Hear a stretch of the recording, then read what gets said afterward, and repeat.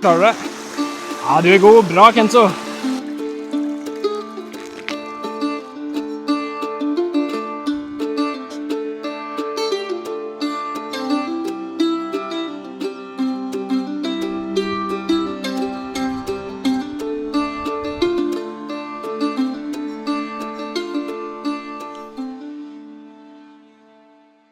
Ja, folkens.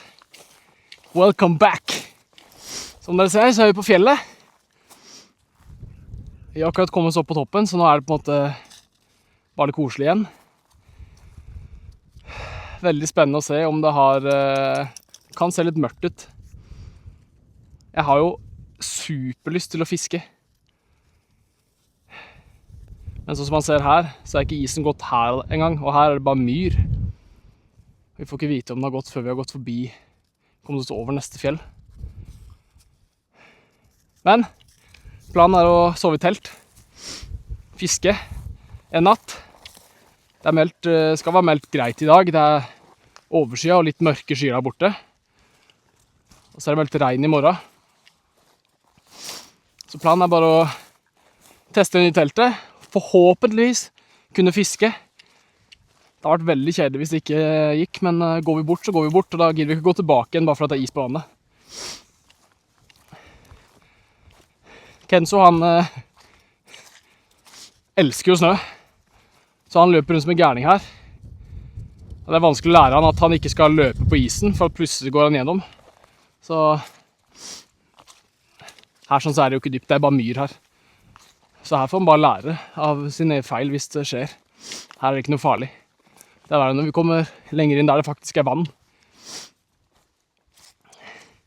Det blir nok en grei omvei opp i dag. Litt flere skritt, men mindre vi kan gå over isen. Det er fristende å prøve da. Så er vi innom en time eller to, tenker jeg. Let's go, Kenzo. Gira. Snø. Det liker du.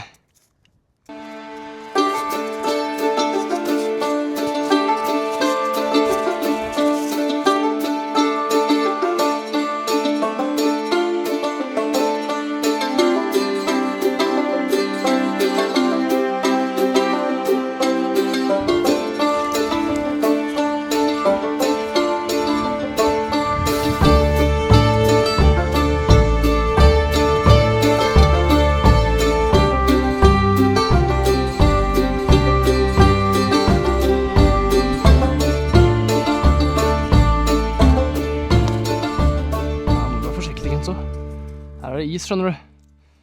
Så snart blir det vann. Jeg håpet på at vi kunne ta en shortcut. Tidligere så har det gått rundt der, altså opp på den lille klumpen der. Og så følt ryggen langs her og bortover dit.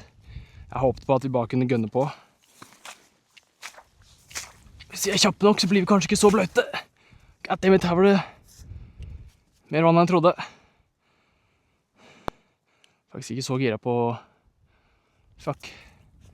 Det går ikke. Det går ikke. Så bløyt gidder jeg ikke å bli, ass. Ok. Det gjelder som vanntetter sko her, men jeg er ikke så vanntette. Kan vi komme oss over en annen vei, da? Slippe å gå rundt hele. Kanskje vi kan gå bort der borte.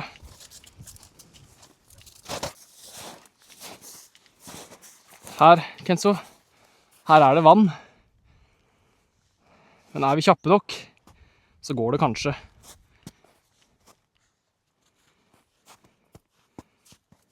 Vi prøver. Oh, fuck! Og du ser på meg bare, faen, jævla idiot, ass. Kenzo, kom da. Du klarer det. Du er lett nok. Kom igjen. Ja, kom igjen. Det klarer du. Det er trygt for din del. Du er så lett. Kom igjen. Ja, kom da. Ja, kom da. Ja, det klarer du. Ja, det klarer du. Kom igjen. Kom igjen, Kenzo. Kom. Ja, kom. Ja, kom da. Ai, så flink. Ai, så flink. Ja, det klarer du. Kom igjen da. Kom igjen. Ja, kom igjen. Ja, det nytter ikke å gå bort der. Hva gjør du det? Ok. Skal du svømme over? Ja, så flink. Ah, kom da. Så flink! Nei, du er god! Du er god, ass! Teffing! Kenzo er faktisk ganske flink på å velge de veiene som er lettest for han. Fuck. Jævla idiot, Vegard. Shortcuts, det biter meg selv i ræva hver gang. Nå må vi over her da. For å komme oss bort til den snøflekken der. I stedet for å gå rundt, sånn som vi har gjort tidligere ganger. Vi får bare gå i det, Kenzo. Det er ikke lyst til å snu nå og gå tilbake igjen for å slippe å bli våt. Da går vi i myra. Kanskje det går greit. Ja, kanskje det ser bløytere enn det var. Det er ikke mangel på vann her i hvert fall.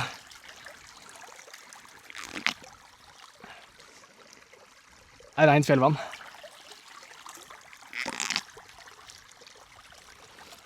Bedre vann får du ikke, Kenzo. Det er faktisk en liten stripe med åpent vann her sånn. Nå er det ikke det vannet her vi skal til fremdeles, men det gir jo et bitte lite håp til neste vann, som er litt større. Hadde vært digg. Jeg tror jeg har gått over den siden der før. Jeg tror jeg skal prøve å gå over den veien der, så er det et vann på andre siden av det fjellet her. For at vinden kommer derfra. Så hvis vi hadde lagt oss på den siden av fjellet, så kan vi få litt le. Men jeg har vært der før. Hvis vannet er åpent, så kan det godt være at jeg har lyst til å gå på andre siden og fiske på andre siden. Jeg tror nok ikke hele vannet er åpent da når jeg ser det lille vannet her. Men jeg lover å håpe. Jeg var ikke en som mann. Sorry ass, det blir ikke noe fisking her. Her var det ikke noe. Her var det is. Kom vind nå. Greit med vind. Så se om vi kan legge oss litt i le da, Kenzo. Prøve å finne en eller annen plass. Det var kjipt ass. Det er ikke lenge før den isen der forsvinner heller. Men da får vi finne en plass litt i le da, så vi kan chille litt. Are you down? Til dere som er OGs og har sett forrige års fjellfisketur, så er vi jo på samme plass som vi var sist gang. Hadde vannet vært åpent nå, så hadde jeg hatt lyst til å gå over på andre siden der. Men det er nok sikkert i hvert fall en uke eller to til med godvær før den isen her er helt borte. Jeg tror vi prøver å sove her i natt. Bare teltet er jo litt større enn det jeg hadde i fjor. Men det her er på en måte en av de få bare plassene så man kan sette opp noe uten å måtte sove i rett på pinner. Så let's go. Prøve det, og så blir det kaffe og kake. Da handler dette her litt mer om deg nå, Kenzo. Dine første netter i telt, hvordan det går. Om både teltet overlever og soveposen min for så vidt.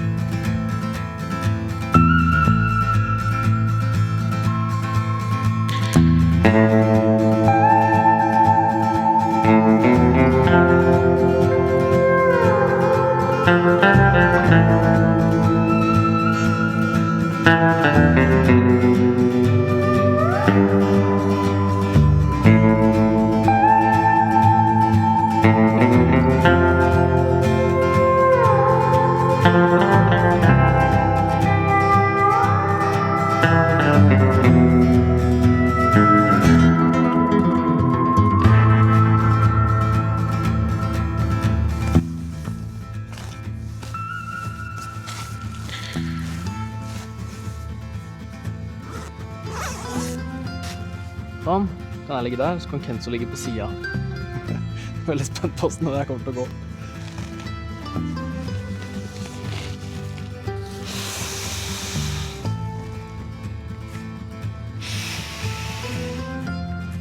Sånn.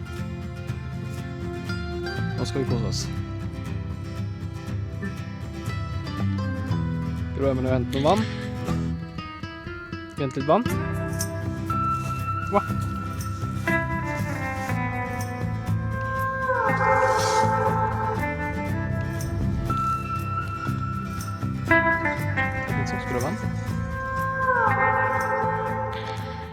nå har vi rigget oss i le. Jeg kjører i gang kvistbrenneren. Jeg tok med meg den i tillegg til gass, så klart. Men det regner i natt, og det er meldt regn i morgen, så det er ganske vått underlag her. Koke opp litt vann, ta en kaffe, slappe av litt. Kenzo, han koser oss som bare rakkeren, ser ut som. Spis litt pinner og er litt sliten, tror jeg. Lurer fælt på hva den kvistbrenneren her, tror jeg. Det er det her jeg synes er digg med å være på sånn tur sånn her. Ikke gjøre egentlig en dritt. Ligge her og nyte. I hvert fall nyte det, mens det fortsatt er litt varmt. Sola er der, og de skyene kommer den veien her.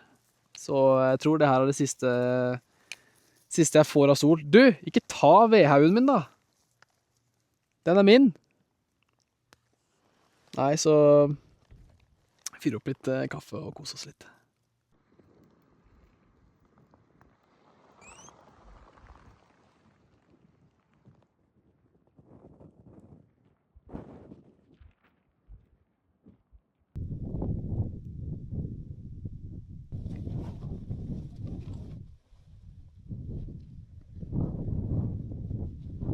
Ok, så som vanlig så har jeg glemt noe. Jeg innser nå at jeg er nødt til å få fyr på den her for å få mat i dag. For at gassen, den ligger igjen på hytta. Jeg tok den ut av sekken i stad for å fjerne den ene gassbolleren. Så har jeg tydeligvis glemt å putte den tilbake igjen. Så jeg er nødt til å få fyr på den her for å få mat i dag. Da må jeg plutselig jobbe litt med det. Det var ganske vått, det treverket som var her. Jeg bare mater på mens jeg har fyret, ass. For at det slukner veldig, veldig fort. Det er kun det tørre lyngen eller de bladene i bånd som tar fyr. De her pinnene tar nesten ikke fyr. Så jeg bare får varme nok til å i hvert fall koke opp det vannet her. Kenzo er ute og utforsker mappet. Det er ikke sjans at han gidder å stikke av. Han forsvant ned der i stad. Kom tilbake igjen med en gang jeg knakk en liten pinne. Han er for pysos til å stikke av. Kenzo, du er en liten kylling? Ja, du er en liten kylling? Ja, kyllinggutten. Det er veldig bra for min del, da. Har dere fortalt det? Der skal du sove i natt. Prøv å få fyr på den møkka her. Det er jo bare våte pinner her. Det der er god lyd. Fikk så vidt begynt å koke. Måtte bare fyre på til de småkvistene tørka. Så tok det fyr. Og så ble det tomt. Så må jeg bare fortsette. Nå som vi har kokt opp det vannet, så tror jeg faktisk at jeg bare skal bruke sjansen på å spise også, siden det ikke går an å fiske her i dag, så får jeg heller ikke noe fiskemiddag. Da blir det real turmat. Det er greit, det. Da er det brun lapskaus i dag. Jeg tror det kan være lurt, siden jeg bruker så lang tid på å fyre opp denne hver gang nå. Jeg glemmer alltid noe. I dag var det gass.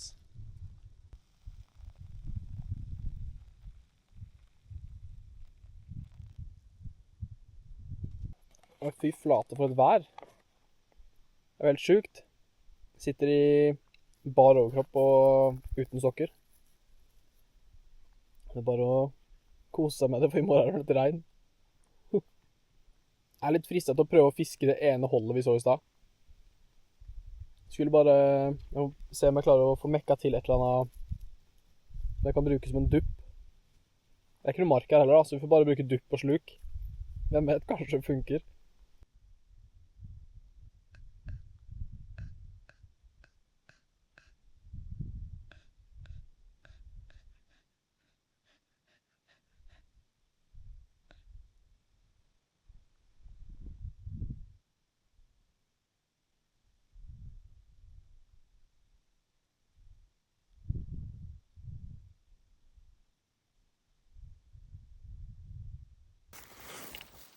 Ok, vi prøver oss på litt fiske. Vi har kun det ene holdet der å gå etter. Og jeg har ikke dupp, men vi må mekke et eller annet til. Kenzo, han har holdt på å sovne, men han er så fan av de her fluene og humlene som flyr forbi, så han klarer liksom aldri å slappe helt av. Jeg tenkte hvis han klarte å sovne mellom beina mine sånn han lå i stad, så hadde jeg lagt stille i 10 minutter kvarter. Men han får det ikke helt til, så vi gikk heller ned på den siden her. Her blåser litt mer, og så har han litt snø han kan kose seg med. Hvis han blir varm, så kan han legge seg i snøen. Han elsker jo snø.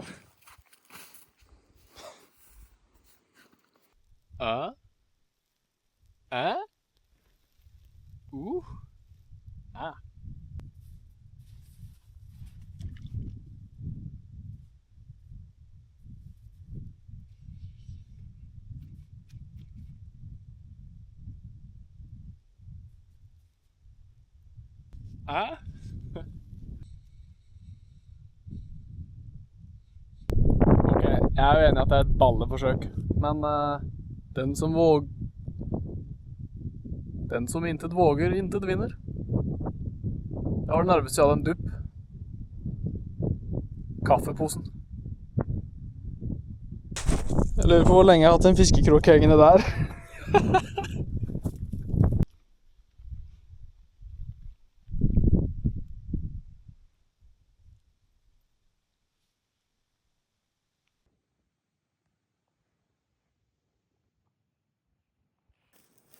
Vi er redda. Jeg fant nemlig en død grein. Så da har vi ved til i morgen tidlig. Perfekt, jeg kan lage litt morgenkaffe. Det er godt jeg ikke kaster den kaffen og får lage den duppen i sted. Ok, Kenzo. Hear me out. For at ikke vi skal være helt sånn slappe satan her, så foreslår jeg at vi går opp over det fjellet der. Der som vi var i stad, vet du. Der var litt åpent vann. Er du med på hva jeg sier? Tar med oss fiskestanga. Og så prøver vi å fiske. Vi må jo prøve å fiske. Det var ikke veldig mye åpent vann der borte. Men vi har litt dagslys igjen. Sola begynner å gå ned bak oss, men vi rekker et par kast før det er helt kveld. Er du med? Nei? Det gjør vi. That we do. There's no question about it, Kenzo. Nå, fatteren, jeg fant meg en god salat nå. Potetgull. Ja, men det kan vi spise etterpå. Ja, men gå forsiktig, Kenzo, for her er gått flere ganger på sommeren, og det er ikke flatt. Det er fjell under her, skjønner du. Her er litt åpent vann, da. Kan gå litt lenger borti her, så kan vi kaste oss den veien her og dra tilbake igjen. That we can try. Her er en fin liten tørr plass. Det er ikke dypt, men jeg har troa. Kenzo elsker snø mer enn noe annet, tror jeg. Det er som en liten kid når vi endelig gikk over fjelltoppen her. Woho, fatter, du tok meg med til snø! Yes, det var akkurat det jeg ønsket meg! Ok, nå har vi bare på noe. En 6 grams møresilla. Sølv og litt sånn ørretprikker. Let's go, vi prøver den.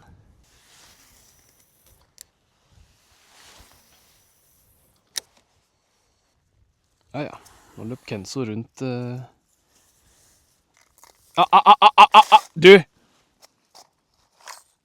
Nå må du bli.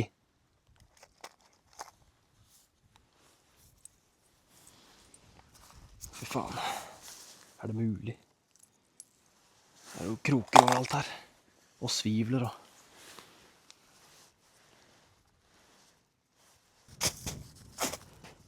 Jeg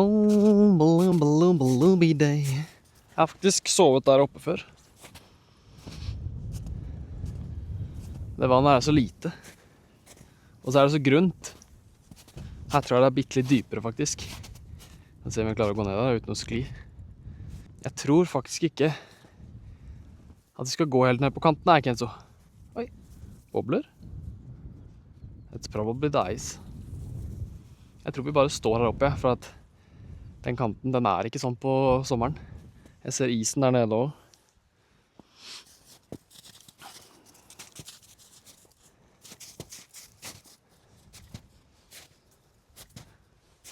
Se hvor. Det er ganske høy snø her, faktisk.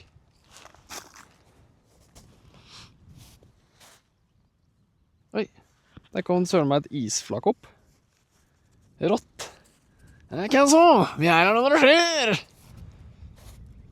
Så Satt på at ikke det isflaket vi står på begynner å seile. Kenzo, ikke gå helt ned der. Takk. Then you would suddenly get cold. That is dangerous. You see under there? It's ice. And that ice, that will tear you apart if you fall down. So please don't do it. Because then it would get fucking cold for the both of us. I don't want us to fall in the water, Kenzo. It's fucking cold.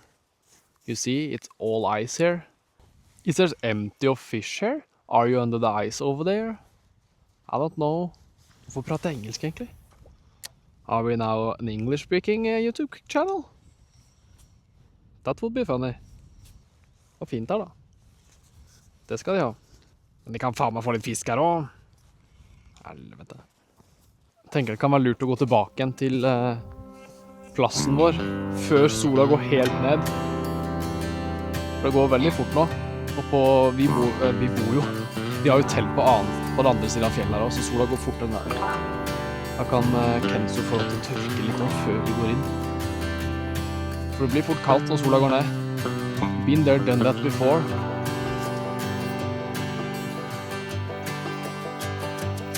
Prøver ikke der. Grave seg en plass han får ligge.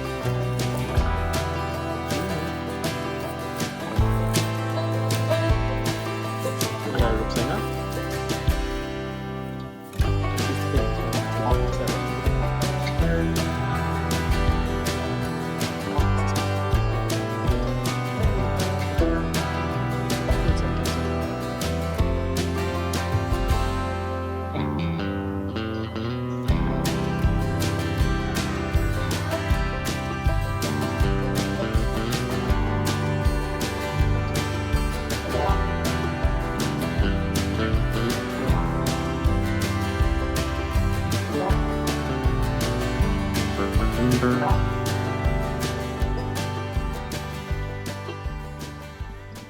Sånn folkens, da har vi kommet oss i soveposen i teltet. Kenzo har allerede funnet plassen sin på genseren. Klokka er rundt 10:30. Og vi takker for i dag. Det blir spennende å se. Kenzo har enda ikke drevet og kødda med soveposen min, så det virker ganske greit. Så er det en gjøk som driver og kokor i det fjerne. Jeg tror Kenzo skal sove godt i dag, ass. Snakkes i morgen. Vi våkner, vi.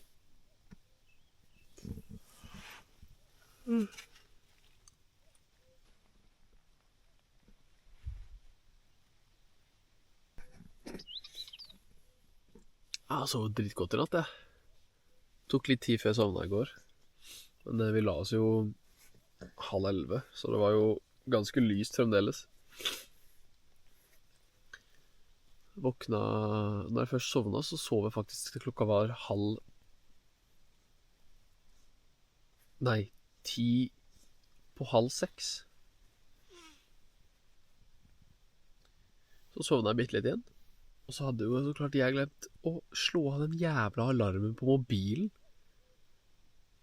Så vi våkna av alarm. Det er jo helt tullete. Men det var like greit. Nå er klokka 7:30. Han her, han er kosen og trøtt, og han har oppført seg helt sykt bra når det kommer til den soveposen her. Ja, du er bare snill. Du er bare snill, du. Så nå går vi ut. Skal du spise litt frokost? Skal jeg lage litt frokost? Vi fant jo litt sånn tørr ved i går, så skal vi fyre litt før det blir regn. Nå er det jo fint, litt oversida, men jeg ser det kommer litt mørke skyer borti der.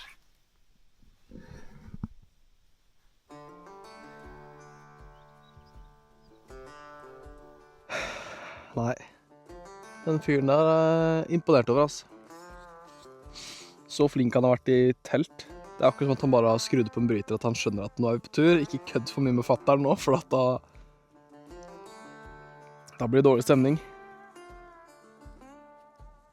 Klarte det så sjukt bra. Jeg hadde aldri latt han gått uten bånd hvis jeg ikke hadde trodd på at han kommer tilbake igjen. Bare jeg roper navnet hans, så kommer han løpende som en villbass, glad som bare rakkeren. Så han går bare rundt akkurat her i området. Enten plystrer jeg, eller så roper jeg, så kommer han løpende hver eneste gang. Det har ikke skjedd at han ikke har kommet løpende. Så har jeg aldri latt han gått fritt hvis han ikke kom. Åpnet jeg teltet på morgenen da. Han gikk ikke ut før jeg sa at nå går vi ut, vær så god. Da gikk han ut, satt han seg rett på utsida av teltet. Fram til jeg kom ut. Og så tok han seg en runde. Pissa litt, spiste litt bæsj. Samme gamle. Skal vi koke opp litt vann. Spise litt frokost, siden vi ikke fikk fisk, så ble det da real turmat, blåbær og vaniljemusli. Ikke kimsa det. Og så begynner vi vel å tusle etter Kenzo har spist mat han også. Ta en kaffekopp, og så begynner vi å tusle. Hadde jo vært deilig å komme tilbake igjen før det begynte å regne. Men, det ser vi. Da skal vi jo pakke sammen de siste tingene her, og så begynner vi å tusle tilbake igjen. Vi har jo et par kilometer og noen minutter å gå. Men nydelig plass å være, ass. Jeg liker meg her. Vi var nede der og sov. Og nå skal vi bort over, cirka over det der siste fjellet bak der. Og så begynner vi å klatre nedover. Kenzo er klar. Her var det litt vrient, Kenzo.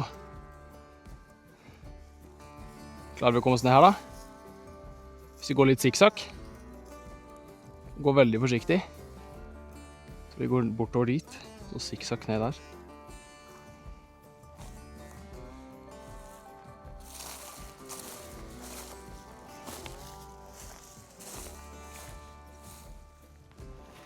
Og vi kan gå ned her. Du, psyko. Som dere ser, så kan jo helt bortover i fjellet der, så er jo det vannet vi prøvde å fiske på i går. Og ørreten, den kan jo ligge i hele den her stripa av vann her. Det har jeg sett tidligere på høsten, når fisken går opp i bekken, så ligger de her. Og den her går jo ganske langt, så vi kan ligge her fremdeles, hvis ikke de allerede har svømt tilbake igjen. Skal vi krysse her, eller? Ja, bra. Bra!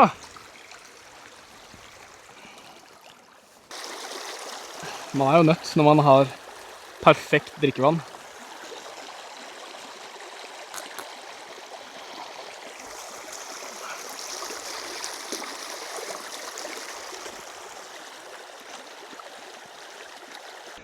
Nå har vi faktisk kommet oss nesten helt til der vi begynner å gå nedover.